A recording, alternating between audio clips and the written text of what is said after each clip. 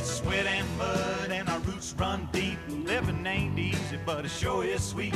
Make you feel inside what there ain't no words to say. Got the river rolling, gamblers floating, singers singing what the writers wrote. We can't always see the signs, but we find our way down Mississippi Road. Mississippi Road.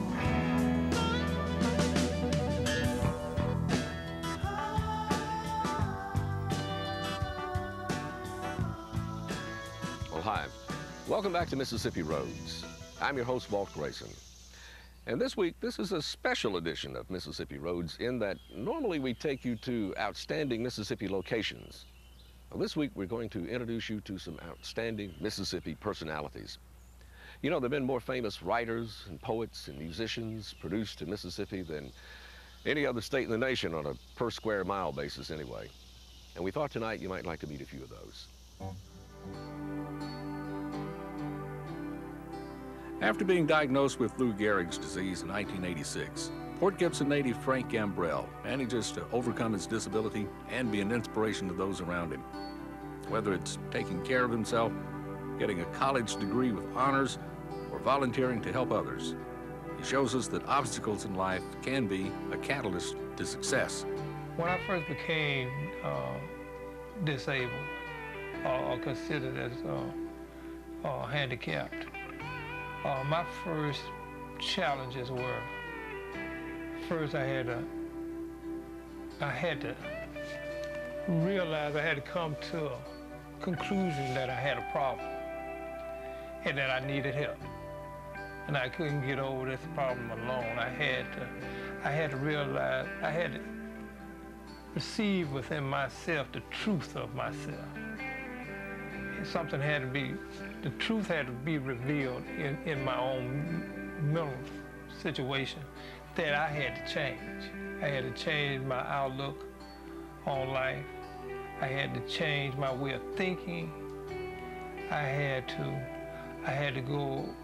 change my way of doing things each and every day.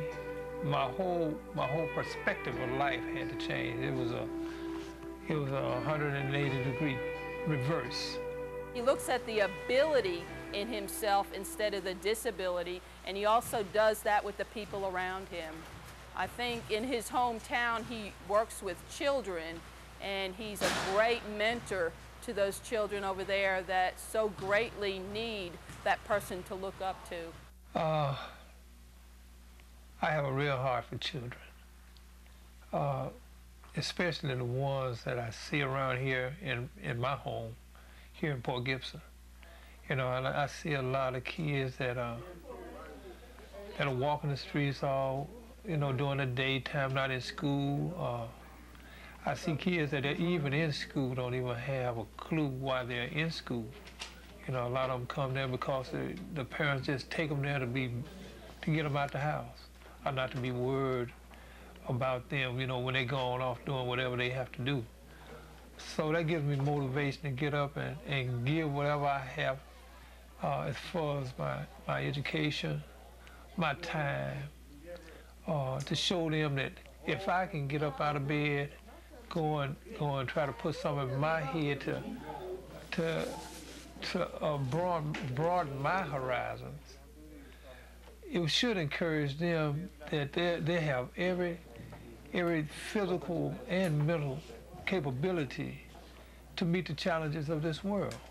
He makes you feel as though school is worth coming to. And if someone can make you feel that way, of course you're gonna wanna go to school, right? He's inspiration. He makes you get up out of the bed and know, hey, I gotta go to school and I gotta do this, and nobody else gonna do it for me. So that gives me inspiration to come to school.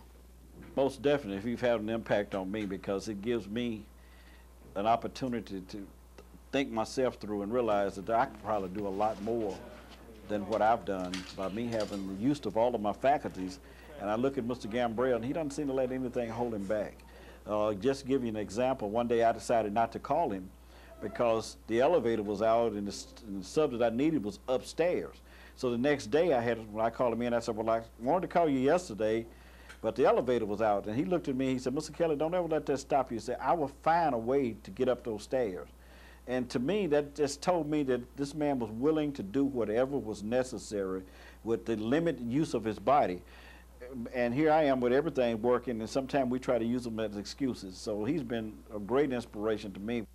Both my mother and my father were both truly the greatest thing that could ever happen to an individual. I would probably would have never had the power to do what I'm doing now. You know, he instilled within me good moral values. He instilled within me giving to my neighbors, helping my neighbors. You know, I have to go over to my neighbors, some of the widows and stuff, and cut their lawn for free.